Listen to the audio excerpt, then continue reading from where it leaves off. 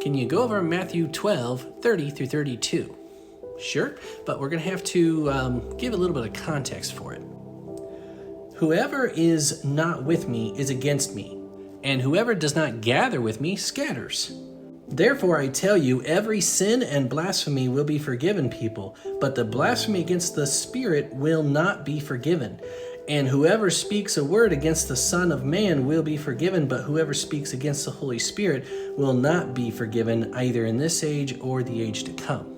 Right. So people often get freaked out about the blasphemy of the Spirit or the unforgivable sin, whatever you want to call it. The main thing here is that it can only be done by unbelievers. A believer cannot accidentally commit blasphemy against the Spirit. First off, let me tell you what it's not. It's not saying that somebody's message that they claim was from the Holy Spirit is not, because how do you know? You can absolutely doubt someone's message. That's not what that is. Secondly, it's not attributing the works of God to Satan.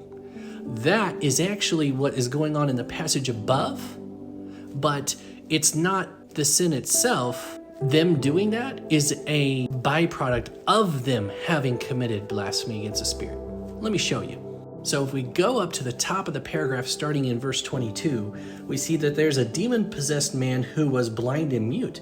And this guy was brought to Jesus, and he healed him, and the people were amazed. They said, "Can this be the Son of David?" And Son of David is a messianic title. They're like, "Oh, this has to be the Messiah."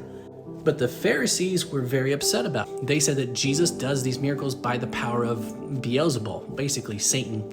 And Jesus is saying, that makes no sense whatsoever. Why would Satan cast himself out? If I was doing these things by Satan, why would the demons even bother coming out? Why would I even bother doing it? So how did these Pharisees commit blasphemy of the Spirit? Well, you have to understand what the Spirit's doing. The Spirit is actually testifying to who Christ is through miracles. It's not the fact that they doubted the miracles. It's the fact that they doubted the testimony of the Holy Spirit. The Holy Spirit testifies. While Jesus was on the earth, he did not do anything of his own power. He says as much. He only does what the Father tells him to do, and he does it by the power of the Holy Spirit. He had to live the perfect life that we couldn't, which would mean relying on God. Even though he is God, he did it as a human would do. So any miraculous abilities he showed were by the power of the Holy Spirit.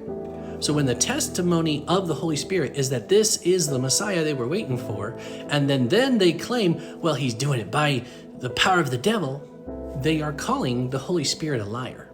So let me back this up a little bit for you. Let's go to the Gospel of John. Same old song and dance here, but from John's point of view. And so we go to chapter 10, verses 37 and 38, and it says, and this is Jesus talking, "If I am not doing the works of my Father, then do not believe me. But if I do them, even though you do not believe me, believe the works, that you may know and understand that the Father is in me and I am in the Father."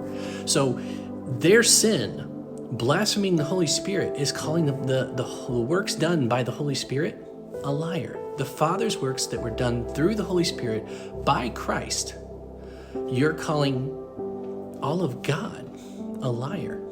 And you're rejecting the only means by which you can be saved, the gospel.